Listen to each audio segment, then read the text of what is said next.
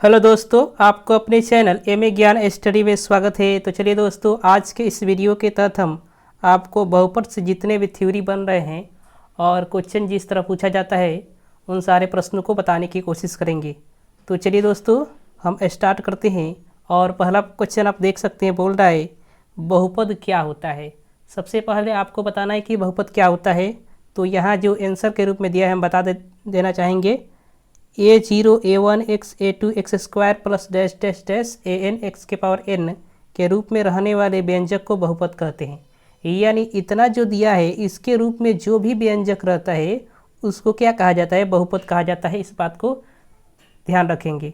अब यहाँ देखिए कि बहुपद में चर का जो घात होता है हमेशा क्या होता है, धनात्मक पूर्णांक होता है। अगर आपसे ऑब्जेक्टिव में पूछ दे कि बहुपद में चर का जो घात होता है हमेशा क्या होता है, धनात्मक पूर्णांक होता है। इस बात को याद रखेंगे कि बहुपद में जिस भी चर का जो घात होता है धनात्मक पूर्णांक होता है। ऋणात्मक पूर्णांक माइनस में घात जो होता है नहीं हो सकता है।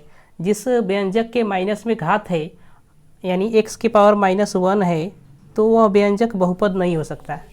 अगर x की पावर -2 लिख दिया तो वह बहुपद नहीं हो सकता। अगर x की पावर 1/2 भी लिख दिया तो वह बहुपद नहीं हो सकता। यहाँ कुछ एग्जाम्पल देने की कोशिश करेंगे। यहाँ देख सकते हैं, यहाँ x square plus 2x plus 3 एक बहुपद है, देख सकते हैं। यह भी एक बहुपद है, आप देख सकते हैं। यह भी एक क्या है, एक बहुपद है। x square 3x square plus 2x plus 4 यह भी क्या है, एक बहुपद है। लेकिन यहाँ देखिए यह रूट में x है ना, तो इसको क्या लिख सकते हैं, x की पावर 1/2 लिख सकते हैं ना। तो हमको कहा गया कि सिर्फ धनात्मक पूर्णांक यानी प्राकृत संख्या होना चाहिए बहुपद का घात, ना कि परिमेय संख्या और ना ही कोई ऋणात्मक पूर्णांक होना चाहिए। तो यहाँ तो हमको परिमेय संख्या 1/2 मिल गया। अब यहाँ ऐसे मिला तो क्या होगा, तो यह बहुपद नहीं होगा। यहाँ भी देखिए ये बटा में है यानी 1/x स्क्वायर है, तो इसको ऊपर जब लेकर जाएंगे तो -x यानी इसको ऊपर जब लेकर आ जाएंगे हम 1/x के स्क्वायर को तो क्या हो जाएगा, x के -2 हो जाएगा। तो यह भी माइनस में हो गया, तो ये बहुपद नहीं है। देख सकते हैं आप, बहुपद को आप पहचान सकते हैं। अब आइए अगला जो क्वेश्चन बोल रहा है 2 नंबर, बहुपद का घात डिग्री ऑफ पोलिनोमियल। अब देखिए किसी बहुपद में चर का महत्तम घात बहुपद का घात कहलाता है। यानी कोई बहुपद होता है उसमें चर का जो महत्तम घात होता है वह बहुपद का क्या होता है, घात होता है। इस बात को समझेंगे आप। यहाँ देखिए 3x स्क्वायर प्लस 4 का घात कितना है, 2 है। कैसे, यानी चर जो होता है, चर इसमें क्या है, x है और x का घात कितना है, 2 है, पावर 2 है। तो यही घात जो होता है, महत्तम घात जो होता है 2 है, तो इसका घात कितना हो जाएगा, 2 हो जाएगा। यहाँ देखिए x के पावर 4 है, x स्क्वायर है और 2 है का घात कितना हो जाएगा, 4 हो जाएगा।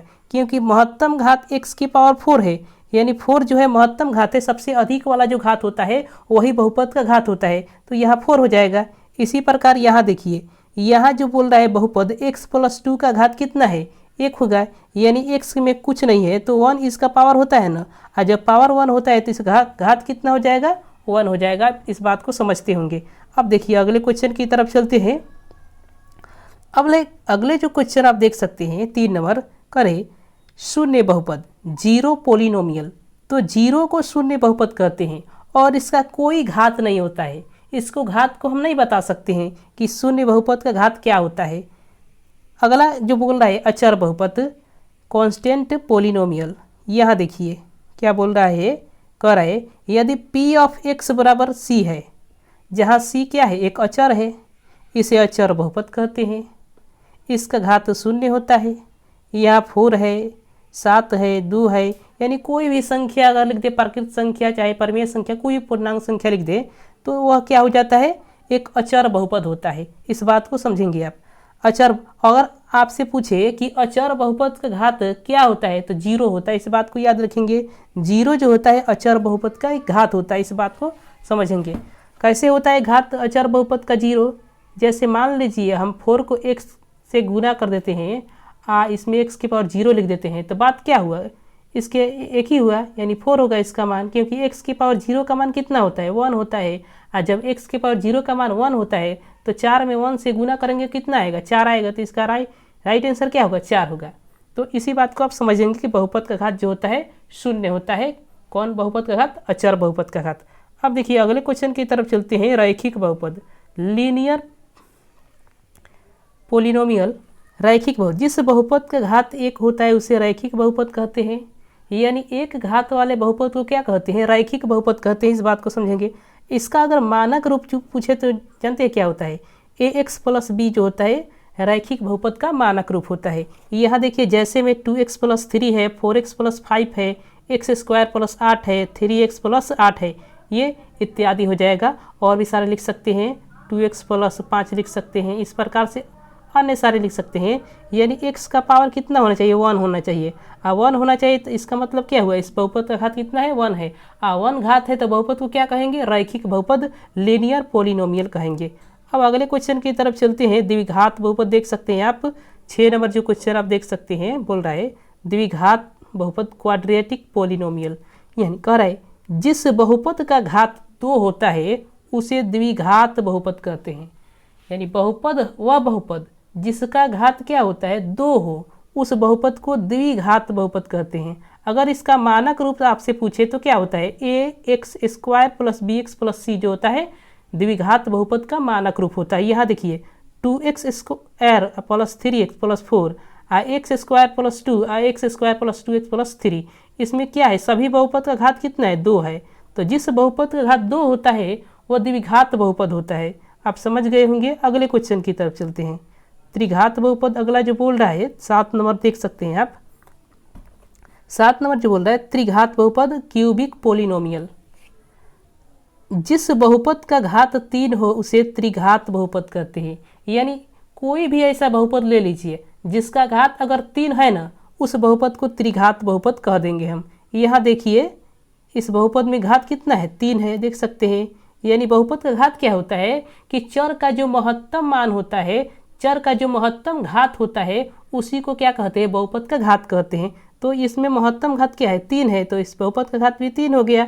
इसी प्रकार एक्स क्यू प्लस 3 है तो इसमें बहुपद का घात कितना होगा? 3 हो गया। X Q plus x square plus x plus 2 जो है क्या है? इसमें एक्स क्यू जो है इसी बहुपद का घात हो जाएगा।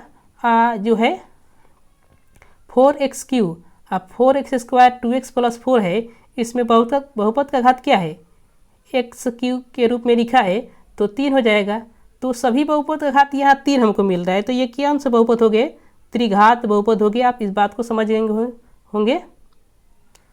इसका जो मानक रूप जो होता है बहुपद का, त्रिघात बहुपद का जो मानक रूप होता है ax के power Q plus bx square plus cx plus d होता है मानक रूप त्रिघात बहुपद का। चलिए दोस्तों अगले क्वेश्चन की तरफ चलते हैं। एक पदी बहुपद, एक पद वाले बहुपद को एक पदी बहुपद कहते हैं। यानी जिस बहुपद का में क्या होता है? एक पद होता है, उस बहुपद को क्या कहते हैं? एक पदीय बहुपद, एक पदी बहुपद कहते हैं। यहाँ देखेंगे x है, 4 है, 3x स्क्वायर है, 4x है, 3x है, 8x स्क्वायर है। यह जो एक पदीय बहुपद है क्योंकि इसमें एक ही पद है। अब द्विपदी बहुपद, 2 पद वाले बहुपद को द्विपदी बहुपद कहते हैं। यहाँ देख सकते हैं जो भी बहुपद का उदाहरण दिया गया है सभी में 2-2 पद है, तो ये कौन सी बहुपद हो गए? द्विपदी बहुपद हो गए। अब यहाँ देखिए अगले क्वेश्चन की तरफ चलते हैं। 10 नंबर जो क्वेश्चन आप देख सकते हैं स्क्रीन पर, करे कि त्रिपदी बहुपद, 3 पद वाले बहुपद को त्रिपदी बहुपद कहते हैं। देख सकते हैं ये 3 पद है, इसमें भी 3 पद है, इसमें भी 3 पद है, सब में क्या है? 3 पद है। तो 3 पद वाले बहुपद को त्रिपदी बहुपद कहते हैं। एग्जाम्पल के रूप में आप इसे ऐसे लिख सकते हैं। आइए अब अगले जो क्वेश्चन की तरफ चलते हैं। बहुपद का शून्यक बहुत ही इंपॉर्टेंट है यह। बहुपद का शून्यक क्या होता है? तो किसी बहुपद के चर के वे सभी मान जो बहुपद को किसी शून्य के तुल्य कर दे, बहुपद का शून्यक कहलाता है। बहुपद को शून्य को बराबर कर दे यानी तुल्य कर दे, उसे क्या कहते हैं? बहुपद का शून्यक कहते हैं। तो इसमें x प्लस 2 का शून्यक क्या होगा? तो किसी भी बहुपद का शून्यक निकालने के लिए क्या करते हैं कि उसको x प्लस 2 है ना, यहाँ इसको क्या करेंगे? 0 के बराबर कर देंगे। यानी किसी भी बहुपद का शून्यक निकालने के लिए उसको 0 के बराबर कर देते हैं और उसमें x का मान निकालते हैं, वही बहुपद का क्या होता है? शून्यक होता है। यहाँ देखिए 2x लिखा है और x का मान कितना है? -2 आया है, तो यही बहुपद का क्या हो जाएगा? शून्यक हो जाएगा। अब देखिए 4x + 3 है, यहाँ देख सकते हैं का शून्यक अगर पूछ रहा है तो 0 के बराबर कर देंगे इसको, और जब 0 के बराबर कर देंगे तो x का मान क्या आएगा, -3/4 आएगा। यही बहुपद का क्या हो जाएगा, शून्यक हो जाएगा। आप देख सकते हैं। अब यहाँ देखिए x² - 3 है, यहाँ देख सकते हैं x² -3 के शून्यक आपसे पूछ रहा है, तो इसका क्या करेंगे, x² है तो बराबर 3 हो जाएगा। x का मान जब निकालेंगे तो रूट में 3, रूट में जब होता है संख्या ना तो उसको प्लस माइनस में लिख दिया जाता है। यहाँ देख सकते हैं यही शून्यक हो जाएगा बहुपद का। अब आइए, अब यहाँ एक बहुत ही इंपॉर्टेंट बात बोल रहा है, यदि किसी बहुपद का घात n है तो उसमें शून्यकों की संख्या भी n होगी। इसका मतलब ये हुआ कि अगर किसी बहुपद में 2 घात है तो उसकी शून्यक भी 2 ही होंगे।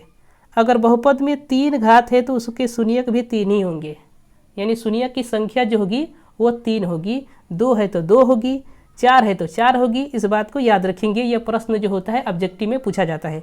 अब आइए अगले क्वेश्चन की तरफ चलते हैं, द्विघात बहुपद के शून्यक।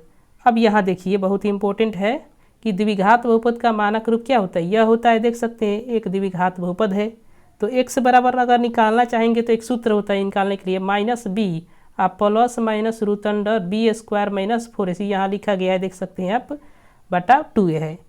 यदि इस बहुपद के 2 शून्यक अल्फा और बीटा हो तो यहाँ देखिए शून्यकों का योगफल क्या होता है, बहुपद में शून्यकों का योगफल -b/a होता है और शून्यकों का जो गुणनफल होता है c/a होता है। इस बात को याद रखेंगे कि द्विघात बहुपद में शून्यकों का योगफल जो होता है -b/a और शून्यकों का गुणनफल जो होता है c/a होता है। इस बात को याद रखेंगे, इससे प्रश्न बनते हैं और ऑब्जेक्टिव भी पूछा जाता है इससे।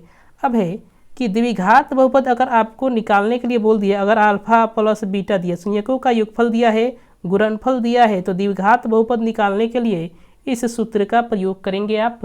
तो चलिए दोस्तों, यहीं हम सभी थ्योरी को समाप्त कर देते हैं। तो चलिए दोस्तों, अगले थ्योरी के साथ आपको, अगले प्रश्न के साथ आपको अगले वीडियो मिलेंगे। तब तक के लिए धन्यवाद। चैनल पर नया है तो चैनल को सब्सक्राइब कर दें।